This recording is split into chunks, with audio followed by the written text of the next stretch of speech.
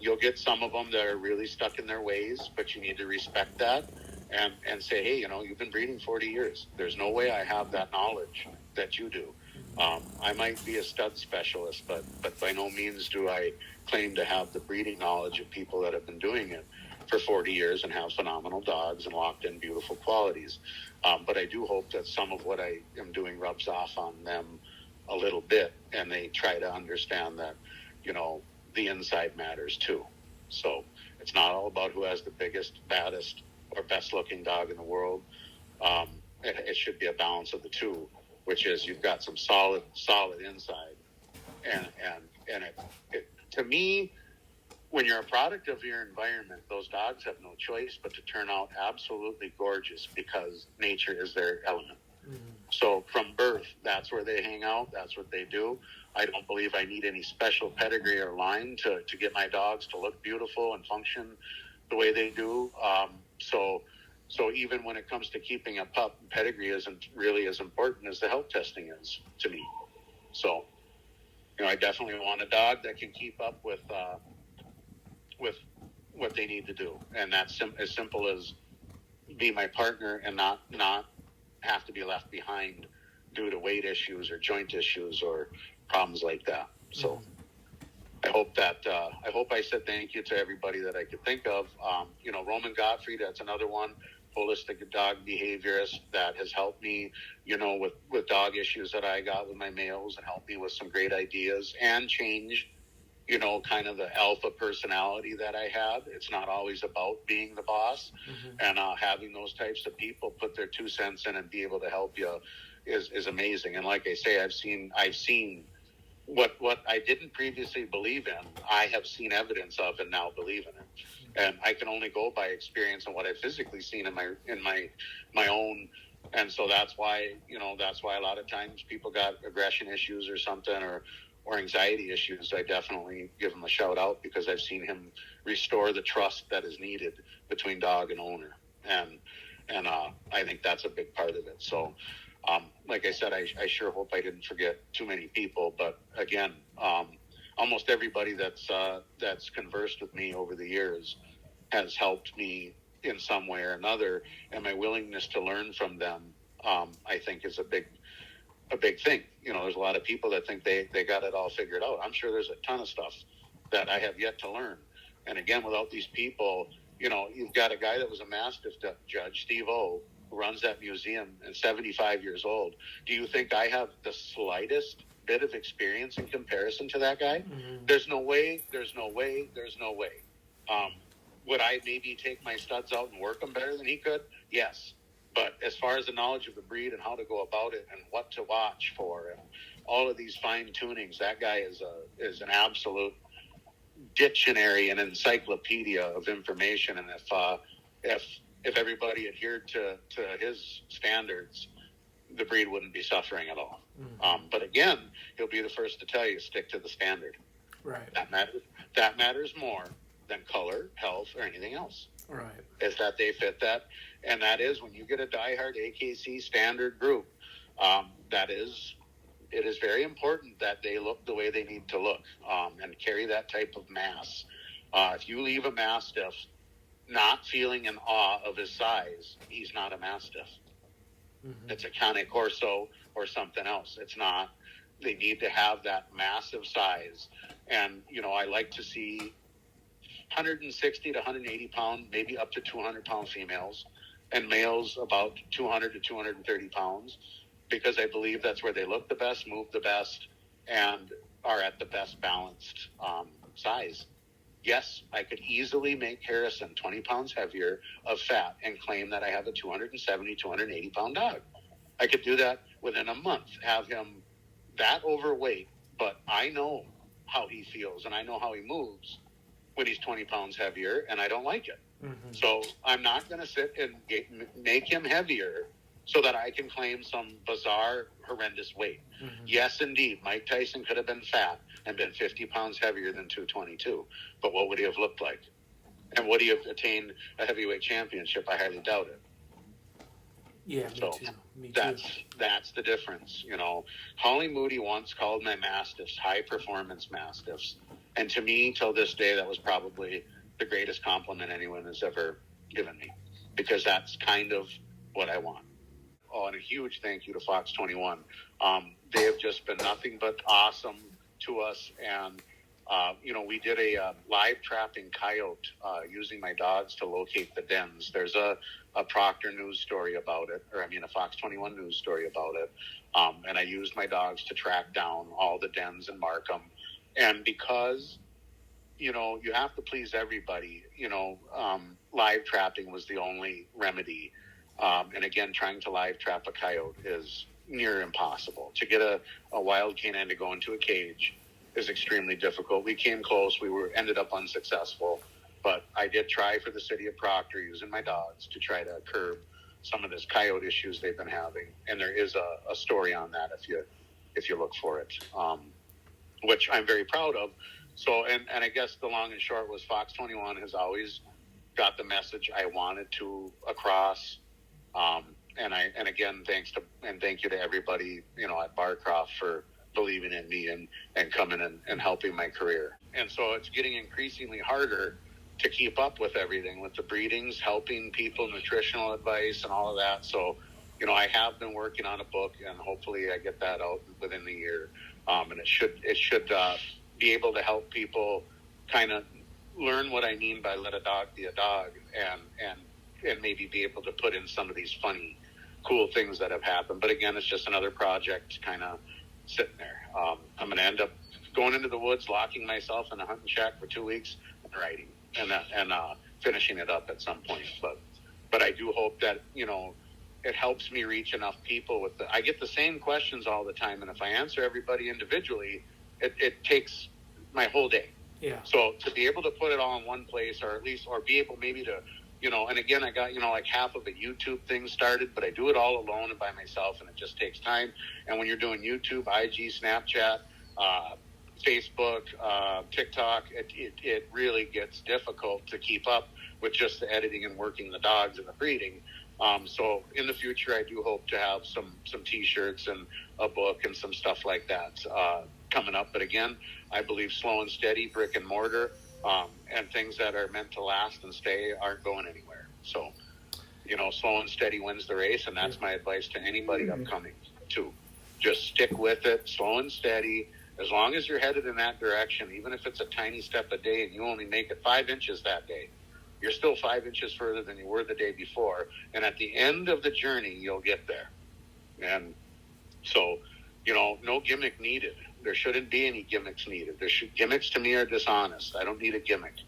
This is what I am. This is what I do. And this is what I'm trying to do.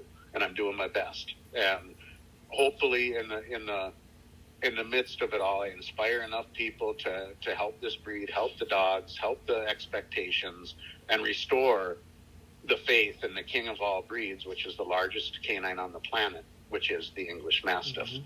By mass, there are no canines that consistently get larger than them. They are the king of all dogs. And they should look like it, move like it, and be able to perform like it. Not with adding aggression. You do not want a 200-pound dog that might selectively not like somebody. Right. That cannot be something that's worse than a loaded gun, and that is a fact. You got a 200-pound canine that is a biter, you got a big problem. So paying attention to that, breeding for that, and the environment to negate that is extremely important. And I also hear a lot of people, give up on a dog because he has bitten somebody on a certain occasion. I understand that. Okay. Number one, go try some holistic stuff to bond with your dog better and try to change that relationship. But number two, even if you had a dog that just always bit somebody, no matter what, he was a great dog, but he just was scared. Is there something wrong with a muzzle when you bring them around people? No, there isn't. That is for the dog's protection and people's protection. No, it's not becoming. But if you so happen to be the person that has a dog that has that issue, it doesn't mean get rid of the dog because he bites. Put a freaking muzzle on him when you bring him around people, and he'll just have to get used to having to be muzzled because of his problem if it can't be remedied. It doesn't mean, put the dog down. Put a muzzle on him. It's that simple. If you had a lion that loved you and you were going to take him down to have people pet him, wouldn't you probably do something to, just in case, maybe make sure nothing could happen in the event he was having a bad day or something? You probably would. You probably would be like, and so really, as nobody wants the image of the dog with a muzzle, but it is a tool. And again, if as a puppy you've got a puppy that's a little overly nippy, every time he does it, put a muzzle on him. After he learns as a pup, every time I nip at somebody, I got to put this miserable thing on him. I'll bet you by the time he's an adult, biting isn't even in his repertoire. Mm-hmm. So it is a tool, and it can be used very efficiently to avoid issue for the dog's safety and other people's, and save his life. If you asked a dog, would you rather have a muzzle everywhere you go or get killed? I have a strong suspicion he'd say, you know what, just put the muzzle on me. I can't control myself. I'm sorry. Right. And it doesn't mean the dog's vicious. It doesn't mean anything.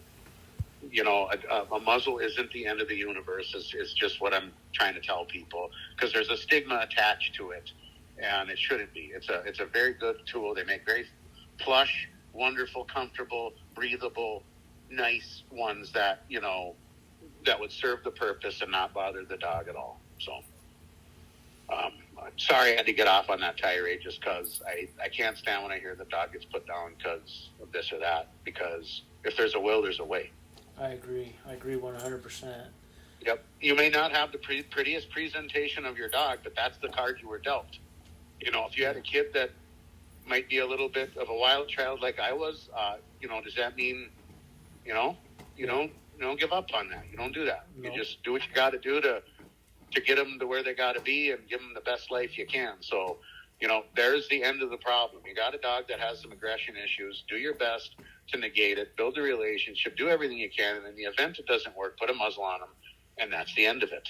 He lives a happy life. He gets to go to the park and play with everybody. And maybe over time, some of that fear will go away without there being biting involved. Mm-hmm.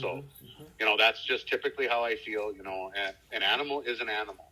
It is not unheard of or an impossibility for an animal to have a bad day, get startled, or anything like that, and nip at somebody. It is something that can and will and might happen, and it does not mean that's the end of the show. So that is just something I try to really put out there. Like, all you guys stressing over a dog that might have a little issue. Not my dogs, not my lines, not even the same breed. It doesn't matter.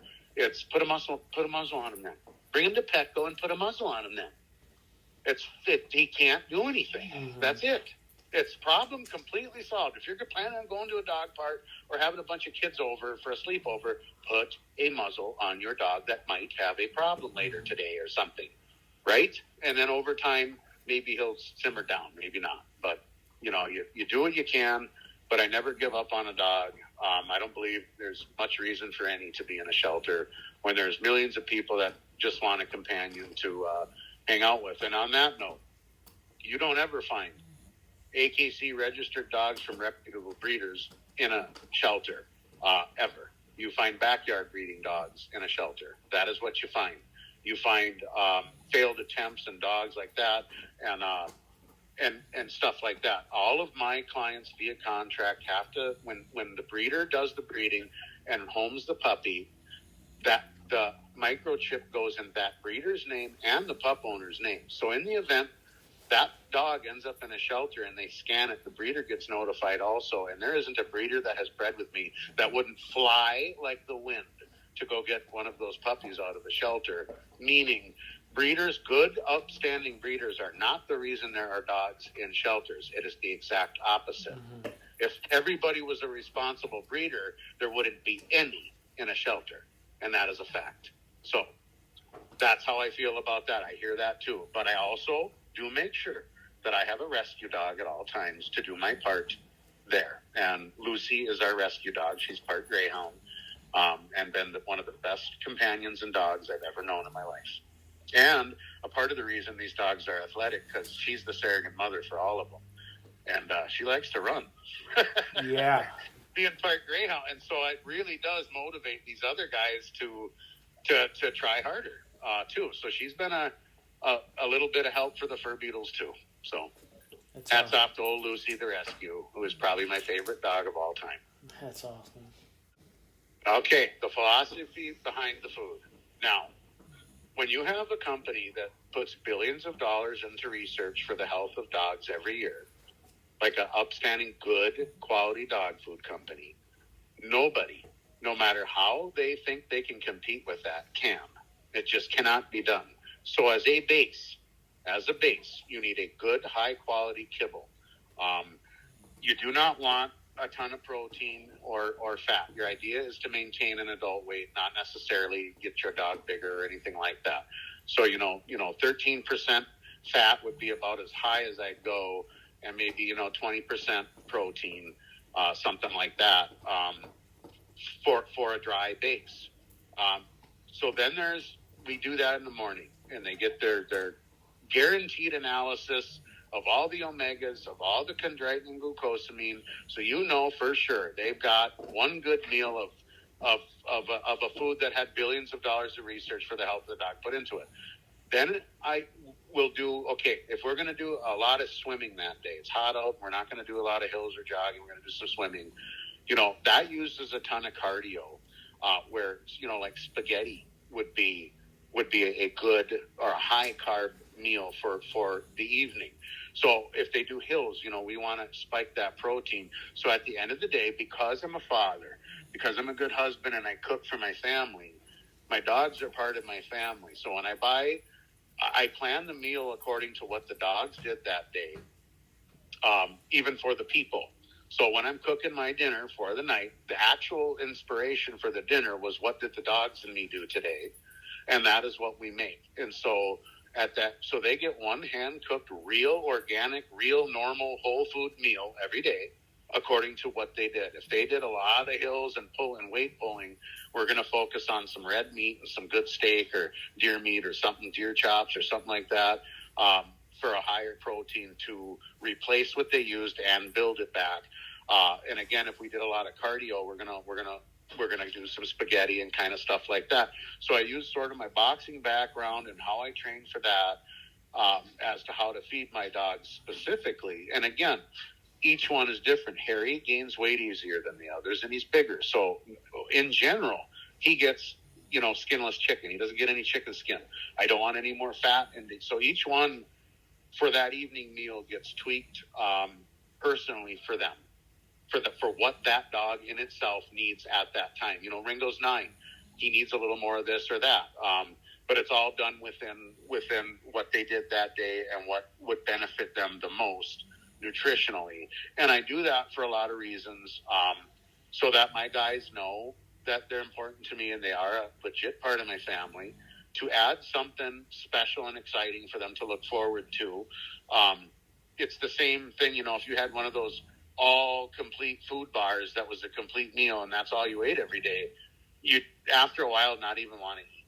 You'd be like, and so adding that, I think, just really brings a lot to their life. They get excited. They know when I'm cooking that they're a part of it and what they're smelling is for them. And again, it lets me fine tune what I did, knowing how hard each one worked and what they did that day, along with the background ability to know that I gave them the scientifically proven formula already this morning. And I do like 3 cups of dry in the morning and a hand-cooked meal at night. So they don't overeat. They don't get a crap ton, maybe 4 cups. I'm not sure. And again, so they'll get that in the morning and then a hand-cooked decent meal in the evening. And sometimes, depending on, I might throw a little dog food kibble in with the whole food, just for some added measure. I also make sure that they have access to water-soluble vitamins such as biotin. That biotin has a lot to do with muscles, tendons, placement, muscle tendon placement and how they develop. It has to do with nail and hair health, skin. It can help reverse allergies, and it's water-soluble, so they can't OD on it, and it's cost-effective. So I might throw that in there. I also use krill oil intermittently. And again, it's 10 times more absorbable than salmon oil. It's all natural. And krill supports the blue whale, the largest mammal form of life on planet Earth. If a whale has bad joints, he sinks to the bottom and dies because his whole body is giant joints. And if a giant animal can solely live off of filter feeding krill, there's got to be something pretty amazing about krill. And I'd have to tell you that there is. Now, I don't go tell people to go put their dogs on it without talking to a vet, because if they have allergic reaction, they go, Joe Thompson said, I tell you that this works for my dogs. That's all I can tell you. I would never blindly listen to anybody without talking to your vet prior.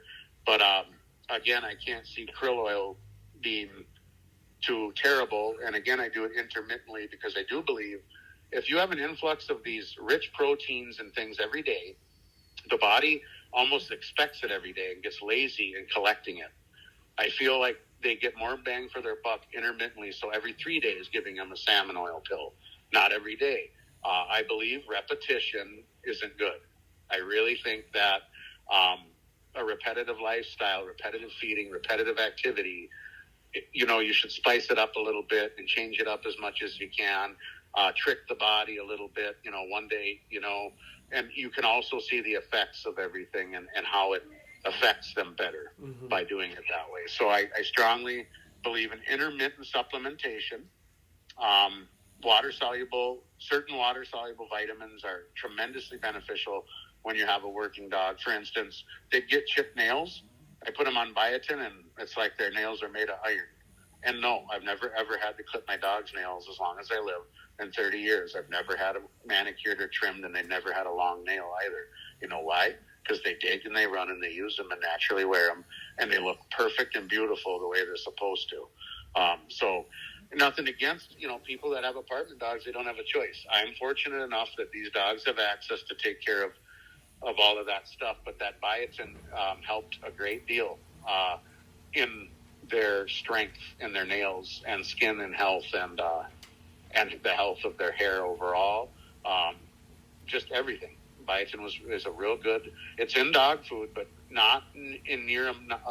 It's in dog food enough for normal dogs, not enough for giant breeds. So supplementing biotin, I think, is a good thing to do. So lots kind of goes through it. My evening is kind of planned out, kind of thinking about everything and making sure I cater to my family the best I can. And as a result, if my dogs and stuff eat healthily and good, so does my family, and therefore feel like getting up and doing something the next day. I've even done tests where I'll eat McDonald's and the next day wonder why I feel like I didn't eat anything. Like I walk around feeling totally out of energy. And I'm like, that is straight up because I did not put anything good in. I put filler in my body, and I don't even have the fee. I don't even want to go. It was I just want to sit home today, and it has a lot to do with that. So having that hand cooked specific, meal at the end of the day that everybody eats together, I think is important, and it's a kind of a highlight of my day.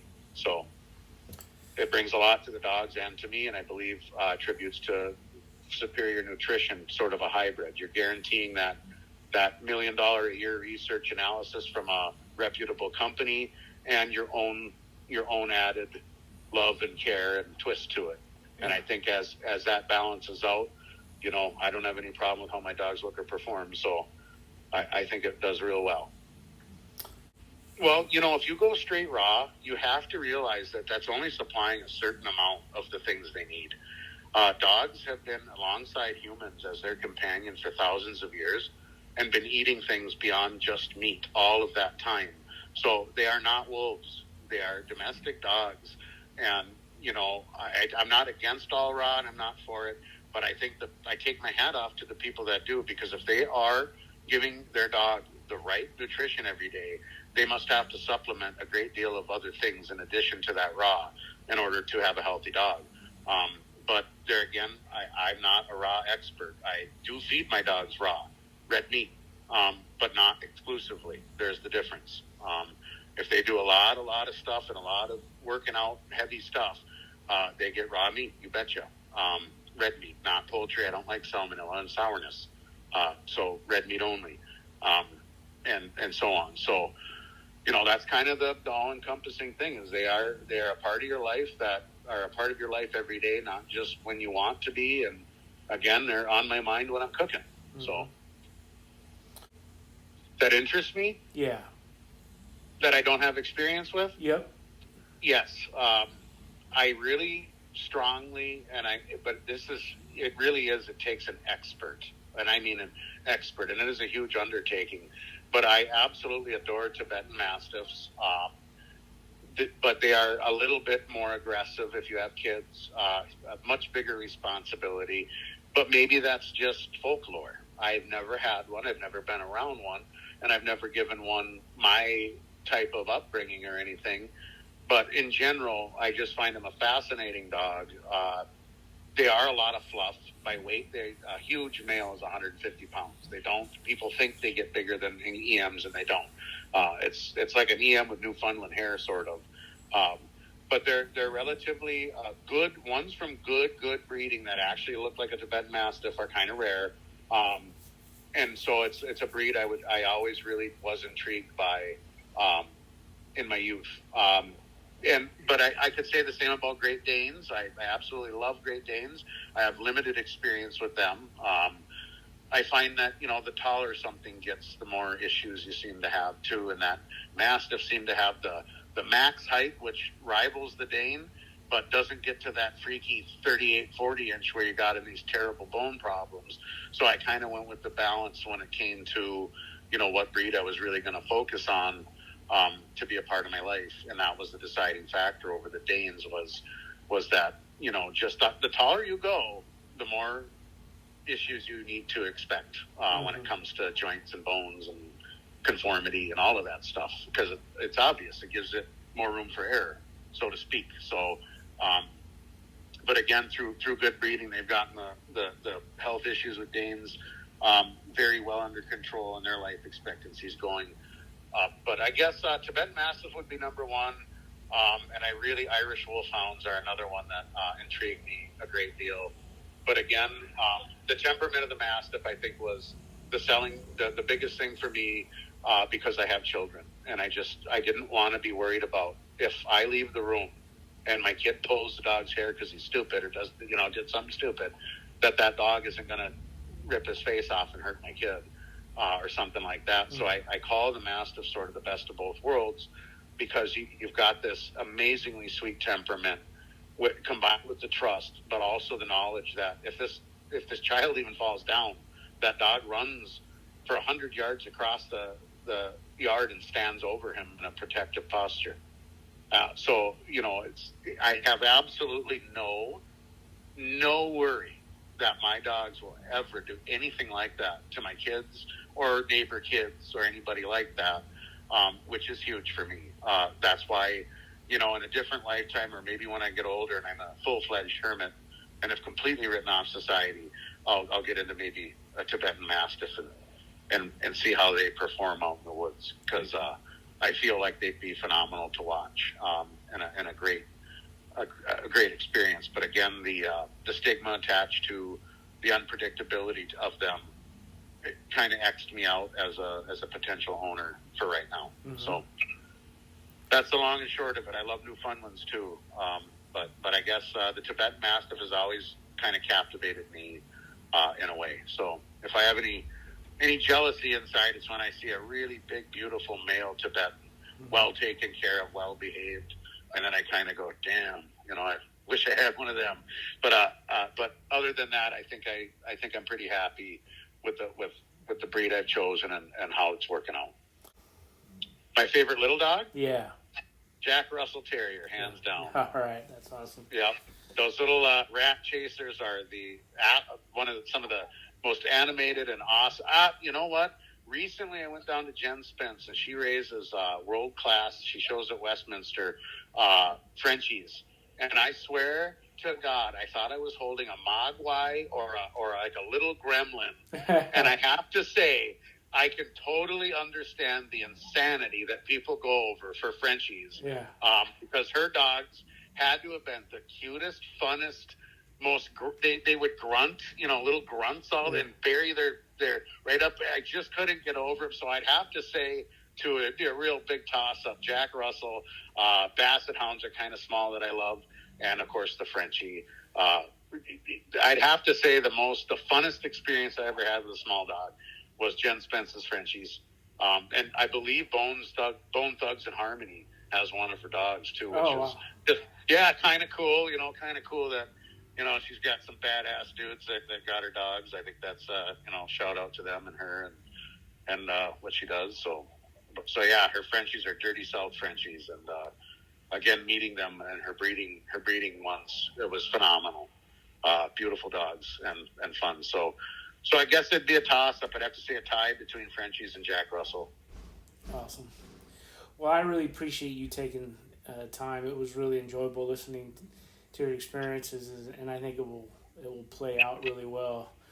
And I'll do my best to plug this and get some people to listen. And I think they're really going to enjoy it because it's a side of me that they don't normally get to see. And it was an absolute pleasure speaking with you and meeting you. I thank you very much. Same here. All right. Are you going to get going then? Yep, we're done. All right, sir. Be safe. Have a wonderful weekend, and I look forward to hearing from you. And keep me posted when you got a link for this. Definitely. Will do. Excellent. Goodbye, sir. Goodbye. Bye. And also, I'd like to make sure I give a huge shout out to Stillwater Vet Clinic and Dr. Rihanna Rice and her team. They have been absolutely unbelievable working through lunch breaks, and they're kind of the Fur Beatles home away from home.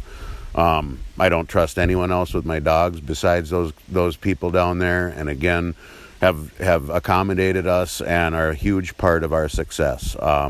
They've had a great success rate as far as pregnancies and the quality of semen. I've had no complaints on any other vet's ends, and they've been just tremendous.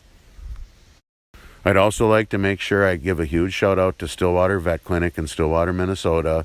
Dr. Rice and her team have been absolutely unbelievable.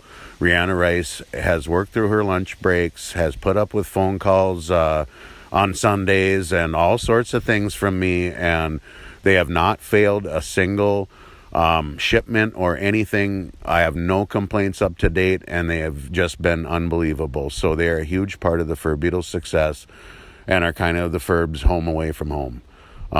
Again, we would have had a lot of difficulties without Stillwater. You know, as any good breeder knows, it takes a great vet to be behind them to make sure things go as they should, and so that you have the professionalism behind things. Dr. Rihanna Rice from Stillwater Vet Clinic has been absolutely unbelievable. She's worked through her lunch breaks, so is her members of her team. Everybody down there is a joy to work with, and again have accommodated us in the strangest hours and the strangest ways that you could imagine, and just been an absolutely huge part of the Fur Beatles' success. So I wanted to make sure I gave a huge shout out to Stillwater Vet Clinic in Stillwater, Minnesota.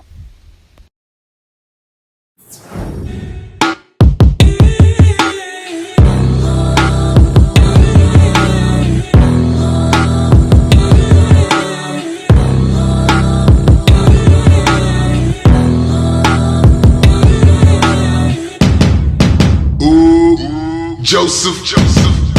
Ooh, so I must be Mary, Joseph.